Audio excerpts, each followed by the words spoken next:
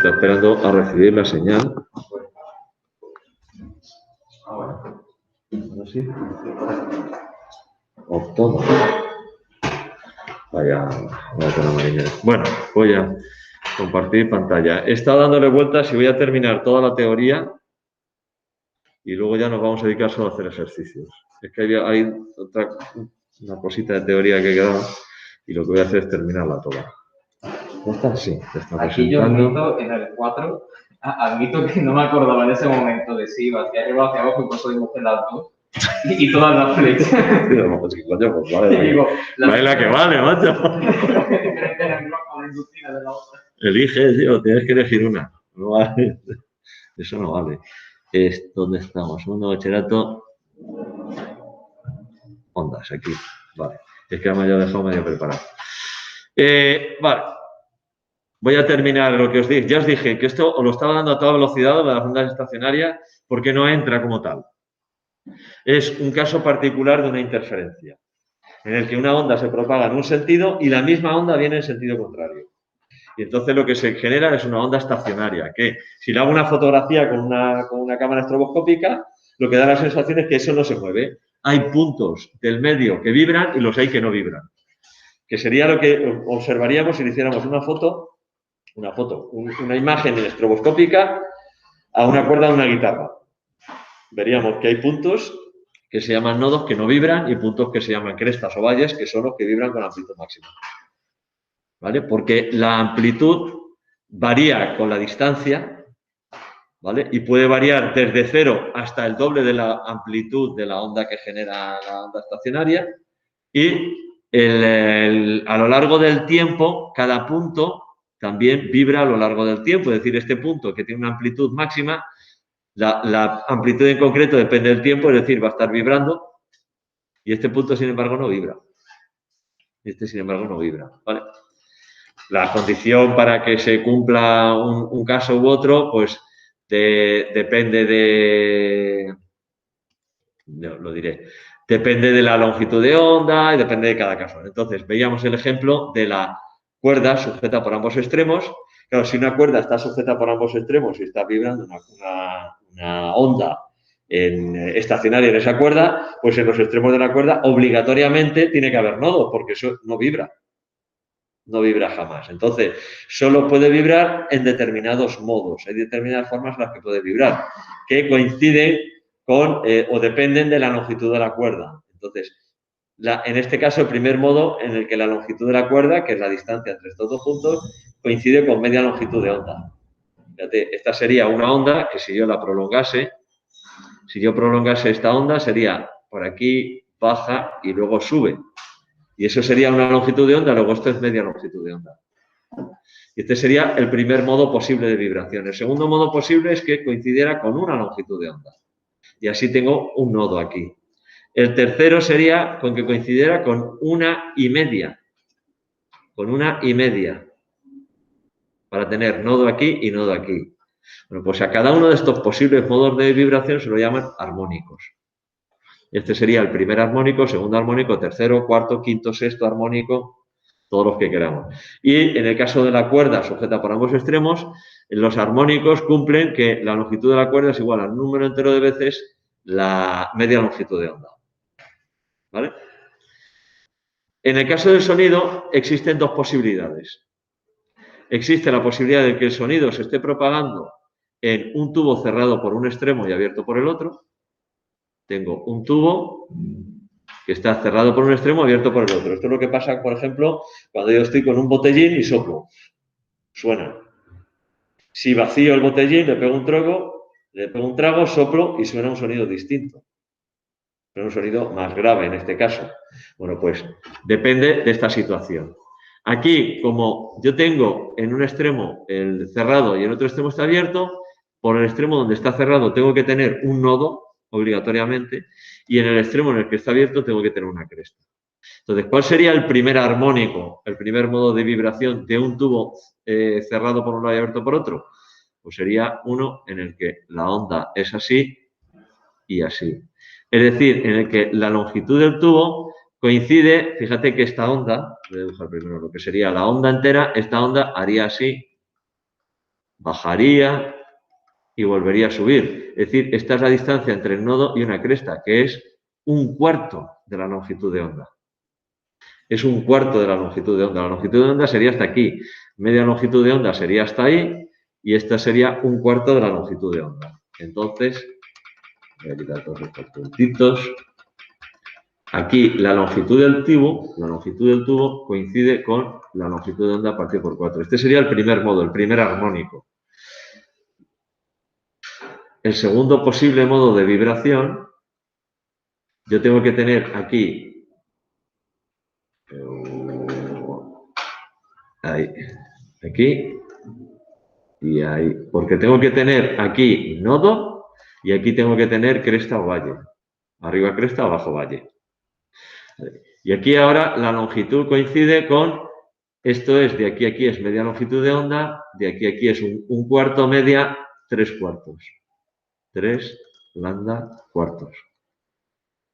Ese sería el siguiente modo, siguiente armónico en el tubo abierto por un extremo y cerrado por otro. El siguiente armónico ya sería, a ver, aquí bajo y así. Y por aquí bajo, subo y así. Ese sería el siguiente, la siguiente posibilidad. En este extremo siempre nodo, en este extremo siempre cresta valle. Pues esto es un cuarto de longitud de onda, estos son 2 cuartos, es media, estos son 3 cuartos, es bueno, sí, 3 cuartos, perdón. Esto es una longitud de onda, fíjate que de aquí a aquí sube, baja y vuelve a subir, es una longitud de onda que son 2 medios y un cuarto, luego sería un cuarto, 2 cuartos, 3 cuartos, 4 cuartos, la longitud coincide con 5 lambda cuartos. Si os fijáis, lo que tengo son números múltiplos impares de lambda cuartos. Por lo cual, la condición de los armónicos de un tubo cerrado por un extremo y abierto por otro, en el caso del sonido, es que la longitud del tubo es igual a 2n más 1 lambda cuartos, con n que puede tomar valores desde 0, 1, 2, y así sucesivamente. Y eso me da los sucesivos armónicos. O, si quiero, es que un número impar se puede poner como 2n más 1 o como 2n menos 1. Si lo pongo como 2n más 1 empiezo en 0, si lo pongo como 2n menos 1 empiezo en 1. Para n igual a 1, 2 por 1 es 2, menos 1 es 1. Si quiero que coincida el valor de n con el número del armónico, en vez de poner 2n más 1, pongo 2n menos 1 y digo que n vale desde 1, 2, 3, 4, 5, y entonces será el primer armónico, segundo armónico, tercer armónico, el cuarto armónico, etcétera, etcétera, etcétera. Que es el sonido que yo percibo. El sonido, una nota, no es un sonido puro. Es un sonido que está formado por distintos armónicos. ¿Vale? No es un sonido de una sola frecuencia, hay varias. Bien, ¿y qué es lo que ocurre cuando el tubo está abierto por ambos extremos? Cuando el tubo está abierto por ambos extremos, yo tengo que tener obligatoriamente cresta o valle en los dos extremos. No puedo tener aquí no puedo tener un nodo. Entonces, aquí la primera posibilidad sería esta. La primera posibilidad sería esta. ¿Y esto qué coincide? Si yo ahora dibujo, por ejemplo, esta onda que la he dibujado, empieza arriba, bajo y subo. Esto de aquí a aquí es una longitud de onda. Pues de aquí a aquí es media longitud de onda. Es decir, en este caso, la longitud del tubo, voy a quitar este dibujo, la longitud del tubo es igual a media longitud de onda. Siguiente posibilidad, el siguiente armónico, tengo el tubo abierto, como tengo que dibujar un tubo más largo, porque no. Empiezo con una cresta, bajo y tengo otra cresta. Y aquí subo y bajo y tengo otra cresta. Y que en este caso lo que tengo es que la longitud del cubo, fíjate, de aquí a aquí es precisamente una longitud de onda. L es igual a lambda. Y en el tercer armónico,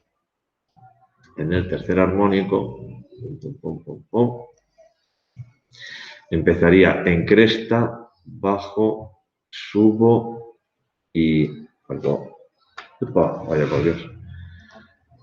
A ver, bajo, subo y bajo.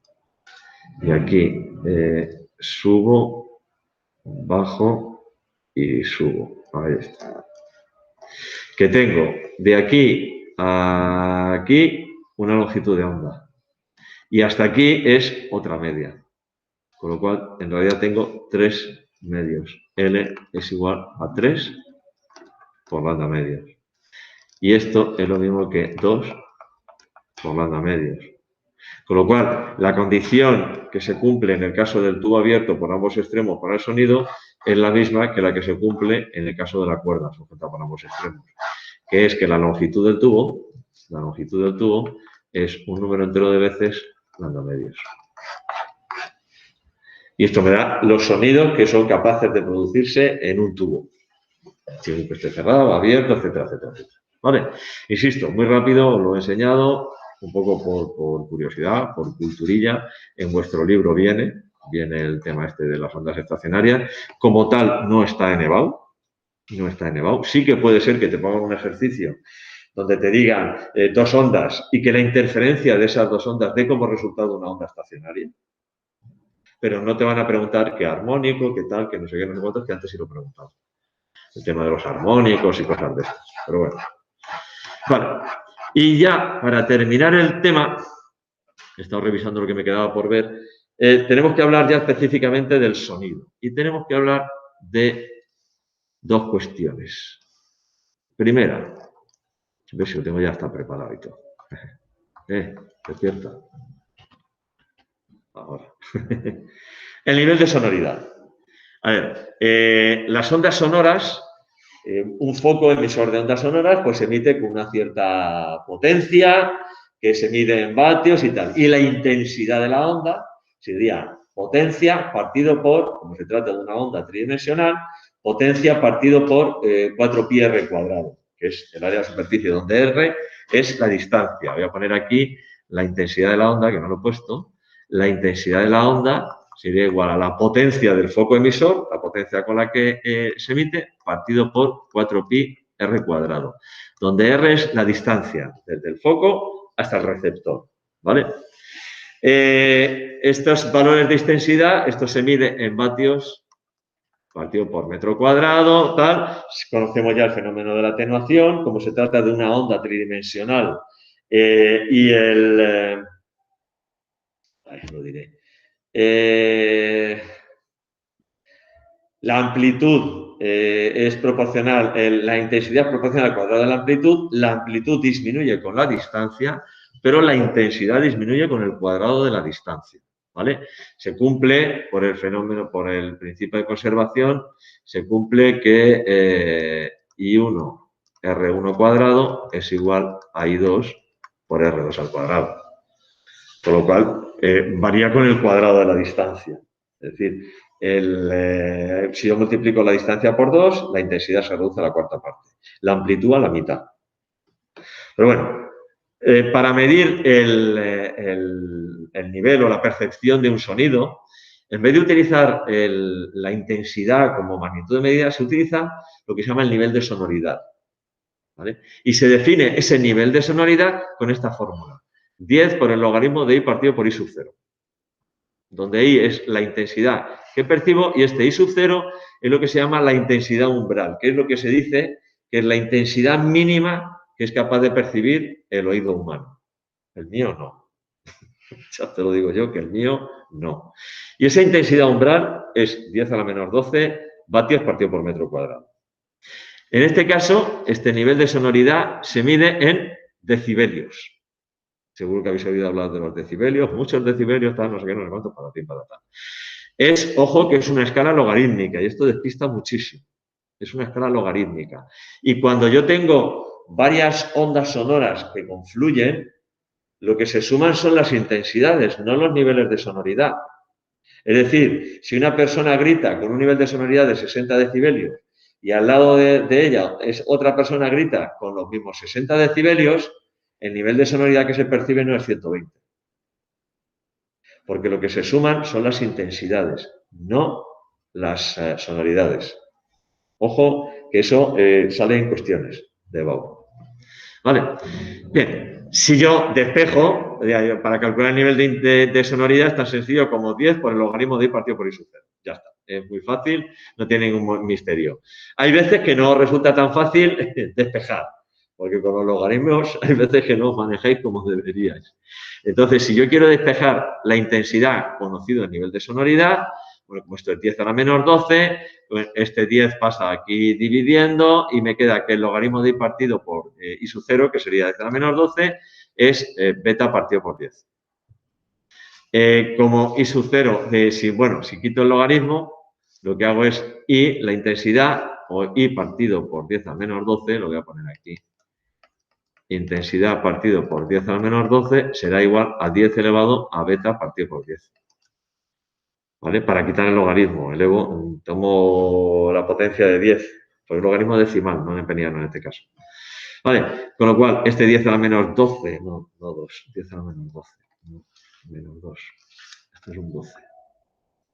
Eso es lo que en química llamamos el antilogaritmo. Sí. Esto es el antilogaritmo. 10 a la menor 12 lo paso multiplicando, con lo cual la intensidad percibida es 10 a la menor 12, que es la intensidad umbral. Eso es una constante, por 10 elevado a beta partido por 10, con lo cual es 10 elevado a beta partido por 10 menos 12.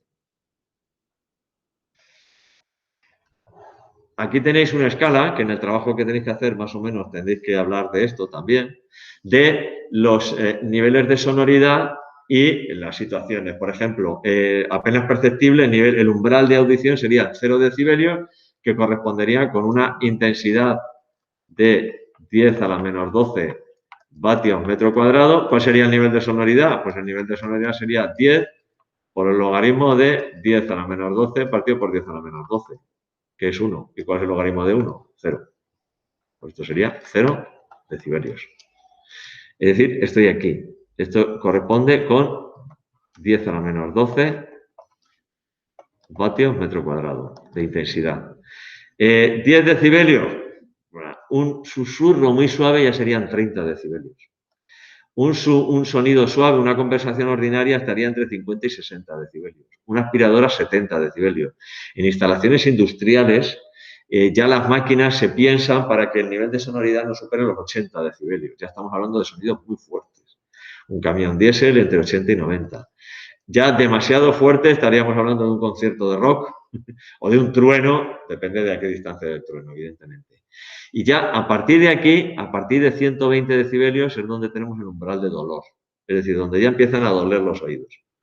Pues ya sabéis que el sonido es una onda de presión, se transmite por el aire y lo que hace es esa presión hacer vibrar mi tímpano. Bueno, pues si vibra demasiado, me duele. Pues eso está a partir de 120 decibelios. En 150, 140, 150, por ahí tenemos un avión despegando. Y ya en 180, el motor de un cohete. Claro, también depende de a qué distancia, lógicamente. ¿Vale? Pero aquí lo importante, cuando yo tengo más de una fuente sonora, vale. A ver. Cuando existe más de una fuente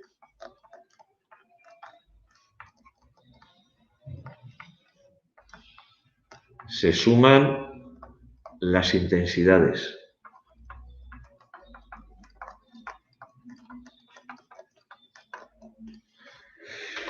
Las intensidades, no los niveles de sonoridad.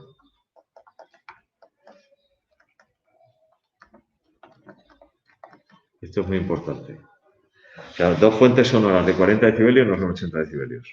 Eso, yo que me tiré unos cuantos años trabajando en una fábrica de ladrillos, me tocó ir a muchas obras, aplicarle a los arquitectos, porque si tú pones un muro de ladrillo que te da un aislamiento acústico de 45 decibelios, esa es la pérdida de esto, del aislamiento acústico, se mide en decibelios, porque si tú multiplicas ese muro por 2, no tienes 90 decibelios, tienes 48.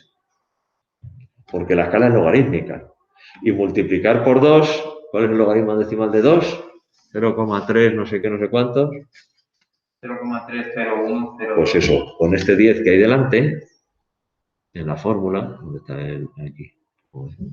Con este 10 que hay delante en la fórmula, al multiplicar por 2 la masa, tal, no sé qué, no sé cuántos, con este 10 que hay delante, aumentas en 3 decibelios. Y no lo entendía. Pues si es que es una escala logarítmica, si es que no puede ser. Entonces, multiplicar por 2 son 3 decibelios. Pues al hilo de esto, vamos a ver algunas de las cuestiones como ejemplo. Luego ya haremos muchas más, pero como ejemplo, algunas de las cuestiones estas de EBAU, exámenes de física, donde han salido cuestiones de estas de sonido, que yo creo que de estas sí que salen de vez en cuando. Voy a empezar a mirar por los enunciados extra de 2019, a ver lo que hay aquí más recientito, donde hablan de sonido. Nada. Aquí nada. En este, foto de una superficie. Mira, aquí. Aquí veis, por ejemplo, la gráfica de dos ondas. La figura representa la gráfica en el instante t igual a 0 de dos ondas armónicas de igual frecuencia que se propagan a la velocidad x. Explicar razonadamente si la velocidad de propagación de las dos ondas es la misma o no.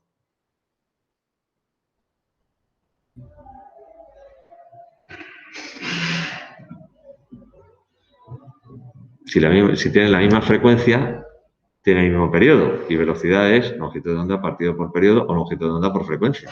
¿Cuál de las dos tiene más longitud de onda?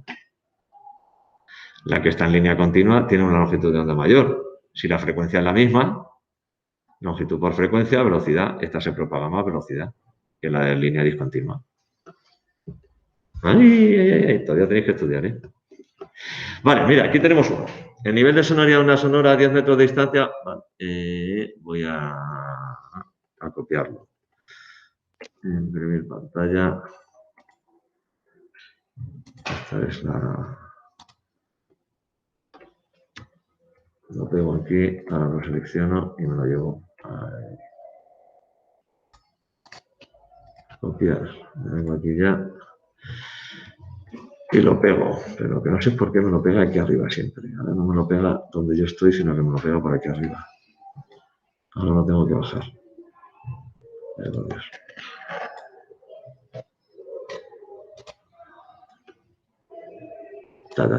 Vale. Dice así, el nivel de intensidad sonora a 10 metros de distancia de una fuente que emite de forma homogénea en todas las direcciones es 80 decibelios. ¿Cuál es la potencia de la fuente? ¿Cuál es la potencia de la fuente? Es decir, me están diciendo que para R igual a 10 metros, distancia del foco, el nivel de sonoridad es de 80 decibelios. Y me preguntan cuál es la potencia de la fuente.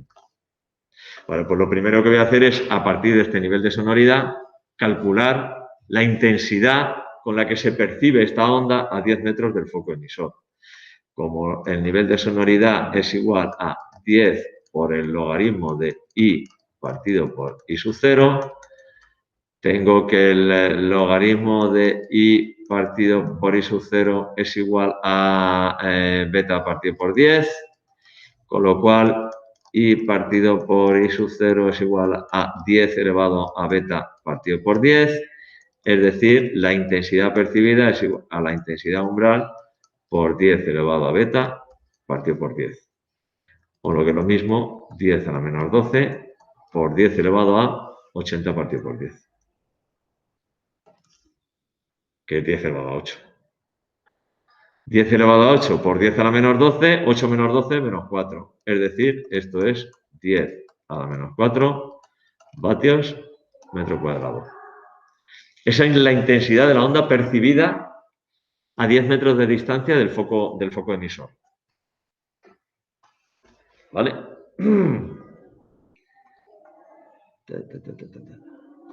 ¿Cuál sería entonces la potencia cuál sería la potencia del foco emisor? Bueno, pues yo sé que la intensidad percibida es igual a potencia partido por 4pi r cuadrado.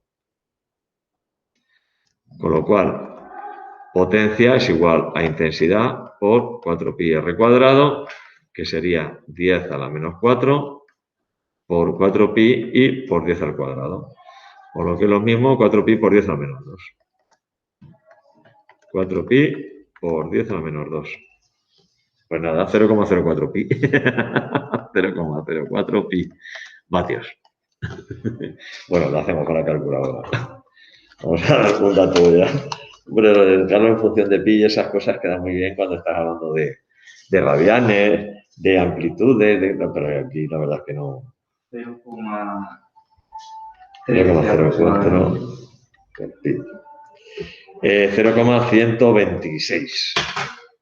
¿No? 0,1256637, 0,126. Con eso. 0,126 vatios.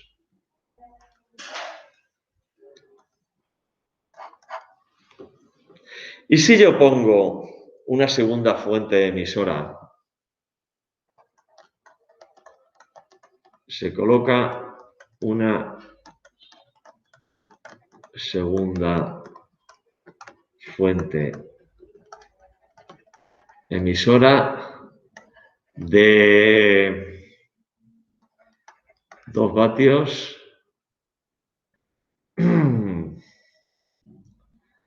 a, yo qué sé, a una distancia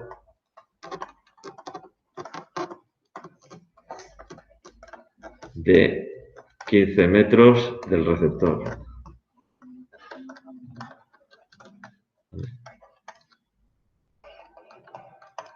¿Cuál es el nivel de sonoridad percibido?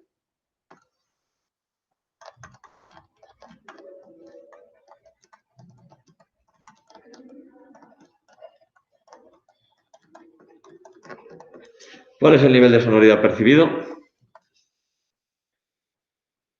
Bueno, pues ahora en el punto donde se encuentra el receptor coinciden dos ondas.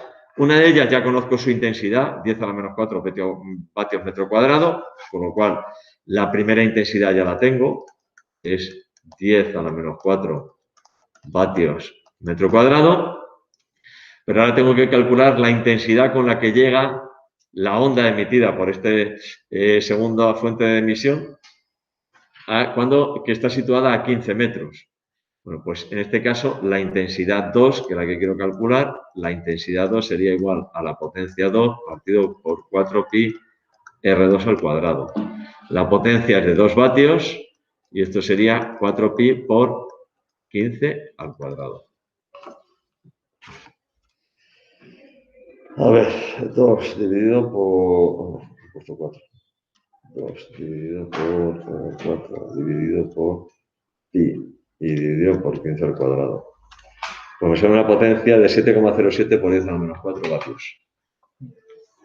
Me sale una potencia de 7,07 por 10 a la menos 4 vatios. ¿Vale? Con lo cual, ¿cuál es el nivel de sonoridad? Bueno, pues la intensidad percibida será la suma de estas dos. Intensidad 1 más intensidad 2. 7,07 por 10 a la menos 4 más 10 a la menos 4 es 8,07 por 10 a la menos 4, ¿no? Será de 8,07 por 10 a la menos 4 vatios. Y entonces el nivel de sonoridad sería 10 por el logaritmo de 8,07 por 10 a la menos 4 dividido por 10 a la menos 12, que es el nivel de la intensidad umbral. Haces el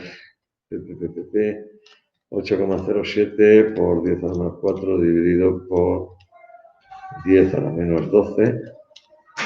Ahora hago el logaritmo decimal. Esto tiene que poner si es un logaritmo decimal, si está, si no sé qué, tenerlo que poner. Era mejor cuando había una sola tecla. Vale, 8,9. 8,9 que multiplicado por 10, multiplicado por 10 me sale 89,068, si queréis 89,1 decibelios. 89,1 decibelios. Fijaos que antes de poner esta segunda fuente, que es bastante más potente que la primera, pero bastante más, multiplica por más de 10 la potencia de la primera, casi por 20 la potencia de la primera. El nivel de sonoridad es de 80 decibelios y ha subido a 89. Me parece que wow, un montón, pero ojito que como es una escala logarítmica, se suman las intensidades. Vale, pues esto es una cosita de teoría que quería que viéramos y lo último de teoría que quiero que veamos de este tema es el efecto Doppler. Es el efecto Doppler. ¿En qué consiste el efecto Doppler? Seguro que lo sabéis ya o lo habéis experimentado, seguro. Consiste en la diferente percepción de una onda cuando o bien el foco emisor o bien el receptor se están moviendo. ¿Qué pasa cuando nosotros oímos una ambulancia que viene y pasa por nosotros y se aleja? Cambia el sonido, ¿a que sí? Ni no, ni no, ni no, ni no, hace así, ¿verdad? O cuando pasa un coche, ni no. Hace eso. ¿Por qué? Porque la frecuencia que nosotros percibimos es distinta de la frecuencia del foco emisor. Y eso es debido a dos posibles situaciones. Puede ocurrir que he cogido los dibujos del libro, porque como el libro lo tengo en formato digital, estos dibujos son los mismos que vienen. A ver, espérate. A ver si la versión que tengo yo en formato digital no es naturaleza de la luz, el efecto Doppler. Este y este. Bueno, no os comáis el tarro con todo esto, vamos a lo práctico, porque además esto solo entra de forma cualitativa, no cuantitativa. Vamos a lo práctico. La experiencia la tenemos todos, o sea, nosotros sabemos y sabemos claramente que cuando el foco emisor, la fuente, se está aproximando, yo oigo un sonido más agudo, una frecuencia mayor, que es mayor que la que está emitiendo realmente. Y sin embargo, cuando se aleja, oigo un sonido más grave, una frecuencia más baja. Ese es el sonido de un coche cuando pasa. Viene con una frecuencia alta y cuando pasa por delante de nosotros, su frecuencia cambia, una frecuencia más baja. ¿Vale? Eso lo tenemos claro, porque luego voy a poner una fórmula nada más, o sea que no creáis que para entenderlo, pero luego ni siquiera la vamos a utilizar. Bueno, podemos hacer algún ejercicio de ejemplo, pero vamos. ¿Por qué se explica esto? A ver, esto puede ocurrir o bien porque se mueva la fuente emisora o bien porque se mueva el receptor.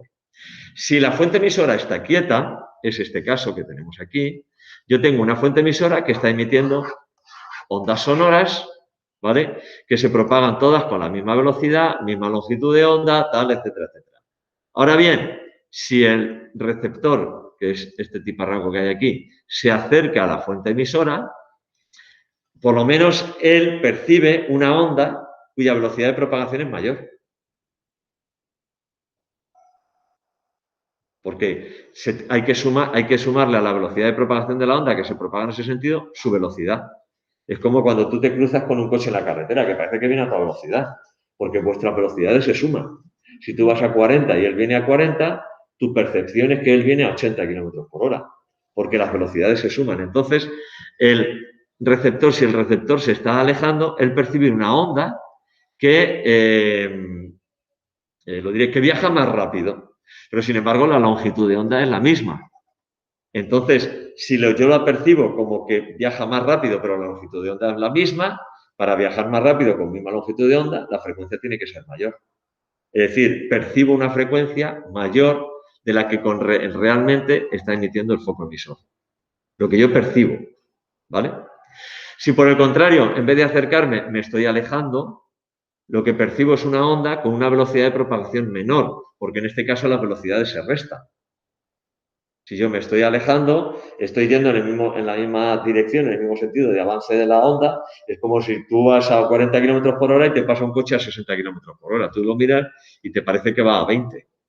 En este caso las velocidades se restan, ¿vale? Entonces percibo una onda con la misma longitud de onda, pero menos velocidad. Entonces, como velocidad de propagación es longitud de onda por frecuencia, percibo una frecuencia más baja de la que realmente está emitiendo el foco emisor. ¿Vale? ¿Qué es lo que ocurre si el que se mueve es el foco emisor? Si el que se mueve es el foco emisor, tengo el foco emisor que estaba aquí y se está moviendo hacia la derecha. Yo soy el observador y estoy aquí. Ahora lo que observo es una onda, perdón, cuya longitud de onda es más pequeña, porque las ondas se están apelotonando unas con otras. Fijaos en el dibujo, se me están apelotonando. Estoy percibiendo una onda cuya longitud de onda es más pequeña y cuya velocidad de propagación es más rápida, porque además cuya velocidad de propagación es más rápida, la longitud de onda más pequeña, porque el foco se me está acercando, las ondas se están apretando. ¿Habéis oído lo de romper la barrera del sonido? Que suena un bang y tal, no sé cuánto. Bueno, porque la onda de presión, creo que pasa cuando el avión viaja más rápido que la onda sonora, que aquí hay una barrera que la rompe. La onda de presión la rompe y por eso incluso suena un bang, tal, no sé cuánto. Se produce, hay algunas imágenes muy chulas de aviones que producen como una especie de condensación de humedad, porque en ese momento se produce una expansión adiabática, tal, no sé cuánto. Bueno, pues eso es romper la barrera del sonido. Bueno, pues si el foco se me está acercando, yo al final lo que percibo también es una onda cuya frecuencia es más alta. Y sin embargo, si el foco se está alejando, porque yo estoy aquí, pero el foco se mueve hacia la derecha, lo que percibo son longitudes de onda mayores, con lo cual la frecuencia es menor. ¿Vale? Total, al final todo esto se resume en, nosotros tenemos la idea intuitiva en la cabeza de qué es lo que pasa cuando la frecuencia es más alta y cuando la frecuencia es más baja. Y al final lo que tengo es la frecuencia percibida es igual a la frecuencia del foco emisor y voy a tener aquí un cociente. Arriba va a ser el receptor. El receptor, el observador, como queramos. Abajo va a ser el emisor o la fuente. Emisor, este también puede ser observador. Y aquí en vez de emisor lo puedo llamar también fuente. Lo digo por las letras que vayáis a emplear. Da igual. Y en este caso se trata del sonido, pero vale para cualquier onda. Entonces aquí va a tener velocidad de la onda más menos velocidad del receptor. Y aquí voy a tener velocidad de la onda más menos velocidad del emisor o de la fuente. ¿Qué preferís? Emisor, pues pongo la E. ¿Que queréis observador? Pues pongo la O y abajo la F, si es que eso me da igual. ¿Vale? Entonces, ¿qué ocurre, por ejemplo, cuando la fuente se acerca? Que es cuando viene la ambulancia. Yo sé que la frecuencia es mayor, con lo cual este cociente tiene que ser mayor que 1 para que la frecuencia que yo he percibido, esta es percibida. Esta es la que yo percibo y esta es la fuente del foco, la real. Yo sé que tiene que ser mayor. Para que eso sea mayor, este cociente tiene que ser positivo. Es que así con una sola fórmula lo tenéis todo. Si no tenéis, necesitáis 4 fórmulas. Entonces, yo sé que la fuente es mayor y como el receptor no se está moviendo, resulta que la velocidad del receptor es 0. Pues entonces la frecuencia percibida será igual a la frecuencia por velocidad de la onda y para que este cociente sea mayor que 0, lo que hay debajo tiene que ser menor que 1. Con lo cual, esto será velocidad de la onda menos velocidad del emisor. Porque si no, no sería mayor que 1 ese cociente, sería menor que 1 y entonces la frecuencia percibida sería menor. Por eso digo que un poco con la idea intuitiva en la cabeza, sé en cada caso si tengo que poner positivo, negativo, arriba, abajo. Porque yo sé, si la fuente se acerca, la experiencia me demuestra que F' es mayor que F. Percibo sonidos más agudos. Cuando viene el coche. ¿Vale? ¿Qué ocurre cuando la fuente se aleja? La fuente se aleja. La velocidad del receptor sigue siendo 0, pero ahora la frecuencia es menor. Es decir, ese cociente tiene que ser menor que la unidad, con lo cual lo que tengo es F' es igual a F por velocidad partido por velocidad de la onda más la velocidad de la fuente emisora. Mira, estoy poniendo fuente y abajo pongo E de emisor, o sea que emisor. Voy a poner fuente en vez de emisor, así. Voy a poner aquí F de fuente. Podéis poner la letra que queráis, eso da igual. Siempre y cuando luego lo interpretéis correctamente, eso es lo de menos. Pero como estoy aquí hablando de fuente y fuente, pues voy a poner aquí fuente, y voy a poner aquí fuente y aquí fuente. ¿Qué ocurre cuando lo que se mueve es el receptor? ¿Qué ocurre cuando el receptor se acerca? El receptor se acerca, es decir, si soy yo el que voy corriendo hacia la ambulancia, tengo que ir muy rápido, si no, no me entero. La velocidad de la fuente en este caso es 0 y la frecuencia percibida es mayor que la frecuencia real, con lo cual el cociente de nuevo tiene que ser mayor que 1. Es decir, voy a tener, aquí va a ser velocidad de la onda, pues para que este cociente sea mayor que 1, más velocidad del receptor. Y si el receptor se aleja,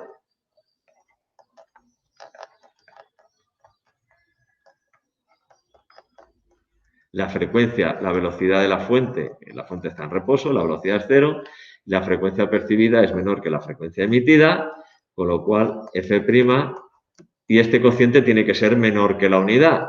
Y para que este cociente sea menor que la unidad, lo de arriba tiene que ser más pequeño que lo de abajo. V menos velocidad del receptor partido por V.